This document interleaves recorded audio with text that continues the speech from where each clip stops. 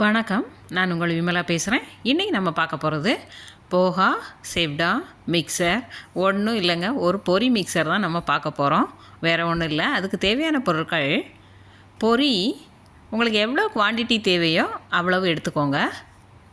நம்ம நார்மலாக கிடைக்கும் இல்லையா, அரிசி பொரி, அந்த பொரி தான்.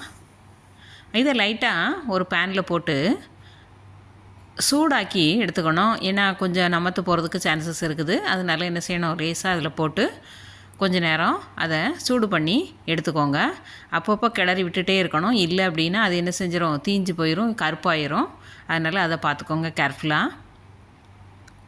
இப்போ அதை ஒரு பாத்திரத்தில் கொட்டிட்டு ஒரு ஸ்பூன் நெய் விட்டுட்டு அதில்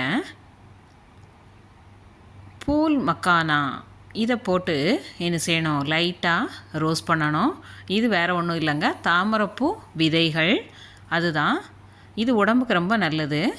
இது என்ன செய்யணும், லைட்டாக அந்த நெய்யில் ரோஸ்ட் பண்ணி எடுக்கணும். இதையும் எடுத்து நம்ம அந்த பொரியோடு சேர்த்து மிக்ஸ் பண்ணிட வேண்டியதான்.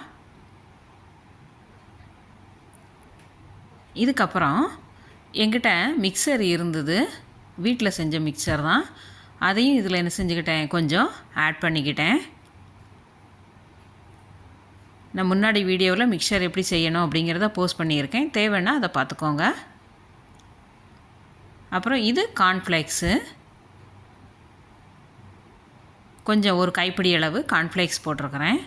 அப்புறம் பொரிக்கடலை, இதையும் லைட்டாக ரோஸ்ட் பண்ணிவிட்டு என்ன செஞ்சுக்கோங்க, இதில் ஆட் பண்ணிக்கணும் பொரிக்கடலை. அப்புறம் இது வேர்க்கடலை, இதையும் வறுத்து தான் எல்லாத்தையுமே என்ன செய்யணும், இது கூட ஆட் பண்ணணும். அப்படியே பச்சை வேர்க்கடலையே சேர்த்துறாதீங்க, வறுத்த வேர்க்கடலை, ஃப்ரைடு பீனட்டு. அதுக்கப்புறம் உங்களுக்கு எவ்வளோ தேவையோ அவ்வளோ கறி லீவ்ஸையும் அதையும் ஃப்ரை பண்ணி தான் சேர்க்கணும். நல்லா கிறிஸ்பாகிற வரைக்கும் ஃப்ரை பண்ணிவிட்டு சேர்க்கணும். இப்போ நம்ம எல்லா பொருட்களையுமே சேர்த்தாச்சு. மிக்சரில் ஏற்கனவே கொஞ்சம் உப்பு இருக்கும், அதனால் உங்களுக்கு உப்பு தேவைன்னா என்ன செஞ்சுக்கோங்க, கொஞ்சோண்டு ஆட் பண்ணிக்கோங்க.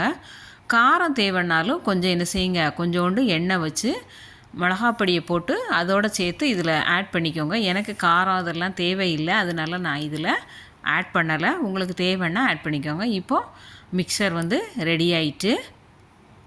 தேங்க்ஸ் ஃபார் வாட்சிங். நன்றி.